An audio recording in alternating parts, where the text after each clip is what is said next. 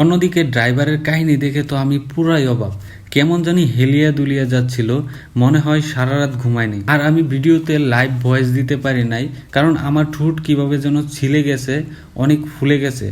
সমস্যা নাই, 2-1 দিনে ইনশাল্লাহ ঠিক হয়ে যাবে। অলরাইট গাইস, আমরা বর্তমান মেবি পাকুন্দিয়া আসছি। আর ছবিতে যে লোকটি দেখা যাচ্ছে, কেউ ওনার নাম জানলে অবশ্যই কমেন্টে লিখে যাবেন, আমি লিজেন্ডকে দেখতে চাই। পাকুন্দিয়া এই রোড সোজা একেবারে কিশোরগঞ্জ চলে গিয়েছে, এবং ওইখানে একটি বেলি ব্রিজ আছে, যেখান থেকে মাত্র 10 টাকা দিয়ে আমি অটো ভাড়া নিয়ে পাগলা মসজিদে যেতে পারবো। এটাও আমাকে বলে দিয়েছিল, না হলে অন্য দিক দিয়ে আরো ঘুরে যেতে হতো।